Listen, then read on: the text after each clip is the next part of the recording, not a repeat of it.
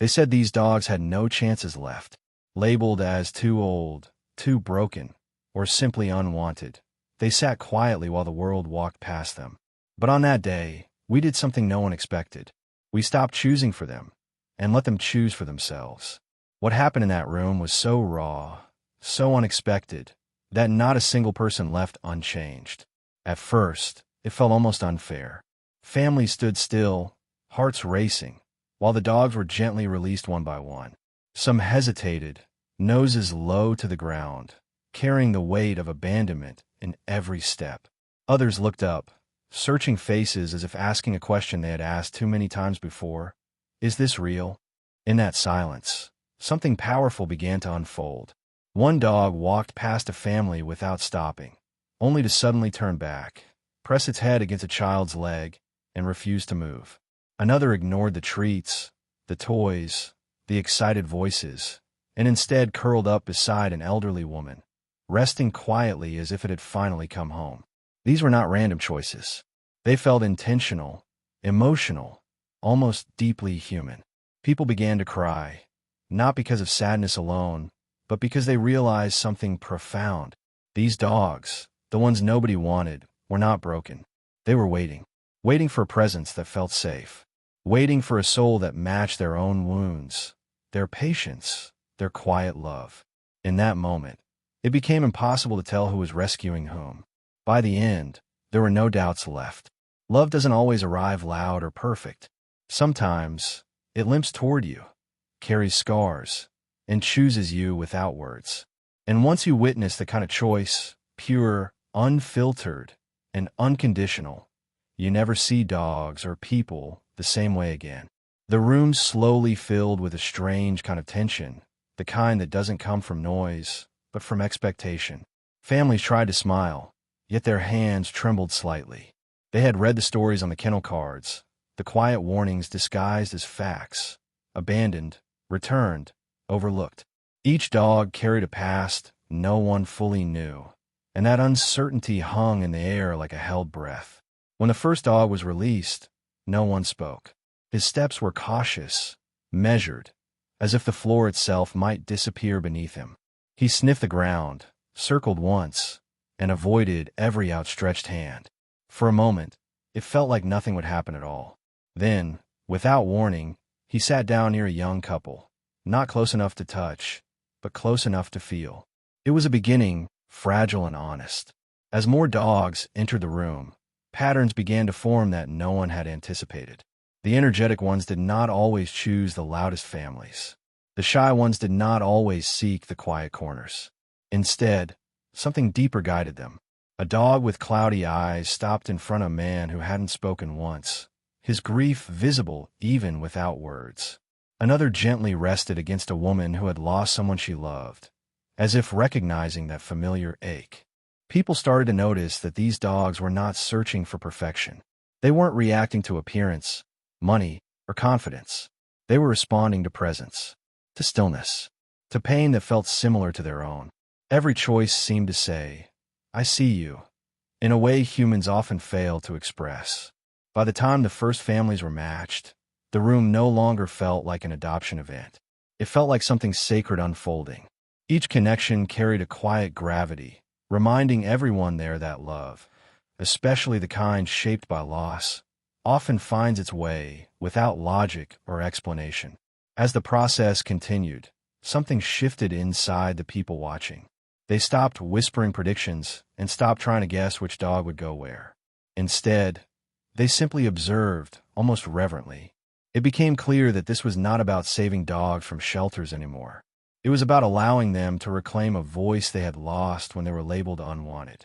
One dog, older and slower than the rest, took his time crossing the room. Families waited patiently, unsure if he would choose anyone at all. Then he stopped in front of a little girl who knelt down, not calling him, not reaching for him. She just waited. After a long pause, he leaned forward and pressed his forehead against hers, closing his eyes. In that instant, years of loneliness seemed to dissolve. Another dog surprised everyone by walking past several families who were ready and eager, only to sit beside a single man, standing off to the side. The man hadn't planned to adopt. He was just looking. but the dog curled up at his feet as if the decision had already been made. Sometimes, the ones that don't come prepared are the ones who need it most. What made these moments so powerful was their simplicity. No training cues, no commands, no expectations, just instinct meeting instinct. These dogs were not acting out of desperation. They were choosing connection, safety, and familiarity, guided by something deeper than fear. With every match, it became harder to ignore the truth unfolding in front of everyone. These dogs, once dismissed and forgotten, were not empty vessels waiting to be filled. They were full of memory, emotion, and discernment. And in choosing their families, they revealed something quietly profound about love, resilience, and the unseen bonds that shape us all. As the room settled into a softer rhythm, the remaining dogs entered one by one, each carrying a different kind of silence. Some had learned to be invisible, moving carefully so as not to disappoint again. Others carried nervous energy, the result of loving before and losing without understanding why. Every step they took felt like a question hanging in the air, unanswered but deeply felt. One small dog circled the room repeatedly, unable to settle, as if torn between hope and fear. Just when it seemed like he might retreat to a corner, he stopped beside a family sitting on the floor. They didn't move. They didn't speak. They simply made space. Slowly, he lay down between them, his body finally relaxing, as though he had been holding his breath for years. There were moments when dogs changed their minds, stepping away from one person to choose another. Instead of confusion, these moments brought clarity. It became obvious that choice was not impulsive. It was thoughtful. These dogs were reading energy, sensing patience, grief, warmth, and safety in ways that words could never describe. Observers began to realize that this process mirrored something deeply human. Just like people shaped by loss, these dogs were cautious not because they lacked love, but because they had too much to give and feared giving it to the wrong place. Their hesitation was not weakness. It was wisdom earned through experience. By the end of this phase, the room felt heavier and lighter at the same time. Heavy with emotion, light with understanding. Everyone could sense that what they were witnessing went far beyond adoption. It was proof that even after rejection, the ability to choose love remains intact. As fewer dogs remained, the atmosphere grew more intimate. The noise faded almost completely, replaced by quiet breaths and tearful smiles. These last dogs were the ones people worried about most, the ones labeled as hard cases, the ones everyone feared would leave without a family once again. One dog stood frozen near the entrance, uncertain, watching every movement. Time passed slowly. Then a woman stepped away from the group and sat on the floor, her back turned, offering nothing but presence. Minutes later, the dog approached and sat beside her, leaning gently against her shoulder. It was not dramatic. It was deeply personal.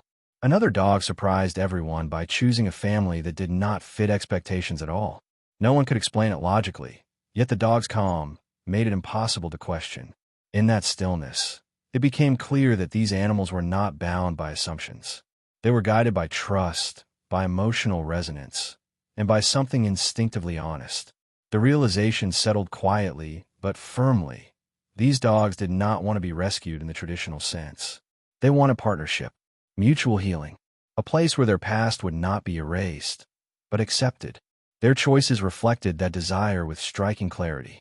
By the time the fourth part of the process ended, even the skeptics were silent. The idea that nobody wanted these dogs no longer made sense. They had wanted all along. They had simply been waiting for the right moment and the right people to choose back. With only a few dogs left, the weight of the moment became almost unbearable.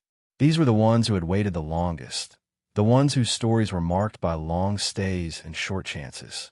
Some people avoided eye contact with them, not out of indifference, but fear of hoping and being heartbroken again. One dog moved slowly along the edge of the room, tail low, eyes scanning without landing anywhere for too long. He had learned not to expect much. Then he stopped near a couple who had lost a dog years before and never allowed themselves to try again. They weren't smiling. They weren't reaching out. They were simply standing there, open but guarded. The dog sat down and waited, as if saying he understood hesitation better than anyone. Another dog surprised everyone by approaching a family who had already accepted they might leave empty-handed. The children froze, unsure if they were allowed to react. The dog lay down at their feet, calm and certain, grounding the entire family in that single moment. No one spoke, yet everything was decided. What stood out most was how gentle these final choices were. There was no rush, no excitement, no spectacle, just quiet recognition. These dogs were not begging. They were offering themselves, fully aware of the risk, yet willing to try once more. As the last matches formed, the room felt transformed. Not triumphant, not celebratory, but deeply sincere. It became clear that resilience is not loud. Sometimes, it shows up as a quiet willingness to trust again, even when history says you shouldn't. When the final dog entered, the room held its breath. He had been returned more than once, each time for reasons that sounded small but left deep scars. He walked slowly, stopping often, unsure if this time would be different. Every step carried the weight of past goodbyes. He paused near several families, then moved on, as if searching for something he couldn't quite name. Finally, he stopped beside a man sitting alone, hands folded, eyes wet but steady. The man didn't look at the dog at first. He simply stayed. After a long moment, the dog lay down beside him and rested his head against the man's knee. There was no applause, no words, just a shared understanding that this connection was fragile, real, and profoundly meaningful. It wasn't about fixing each other. It was about choosing to walk forward together, scars and all. As the process came to an end, people looked around and realized they had witnessed something rare. Not a system, not a method, but trust unfolding naturally when given space. These dogs, once dismissed, had demonstrated an emotional clarity that humbled everyone present. In the silence that followed, one truth remained undeniable. When you give the overlooked the power to choose, you don't just change their lives. You reveal the quiet, extraordinary depth of love that exists when no one is forcing it to perform.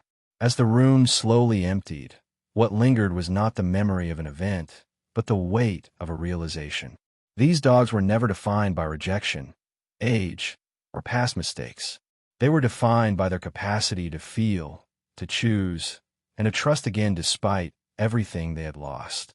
Watching them decide reminded everyone that love is not something taken. It is something given freely, when safety and respect are finally present. What unfolded that day challenged the way we think about worth. The dogs nobody wanted were not waiting to be fixed, trained, or transformed. They were waiting to be seen. And when they were given the freedom to choose, they didn't seek perfection. They sought honesty, patience, and emotional truth. In doing so, they exposed how often humans overlook the quiet power of connection. There is something deeply humbling about realizing that beings who have known abandonment can still recognize kindness so clearly. These dogs showed that resilience does not erase pain, but learns to walk beside it. Their choices were not accidents. They were acts of courage, shaped by memory, instinct, and hope quietly refusing to die. Long after the doors closed, the lesson remained. When we stop deciding for others and start listening instead, something extraordinary happens. Love becomes mutual, healing becomes shared, and those once labeled as unwanted reveal a wisdom that can only come from having survived loss without losing the ability to care. If this story moves something inside you, stay here with us. Subscribe to the channel, like this video, and share your thoughts in the comments. Tell us which moment stayed with you the most, or if a dog ever chose you when you needed it most. Sometimes, the stories we tell together are the ones that remind us who we truly are.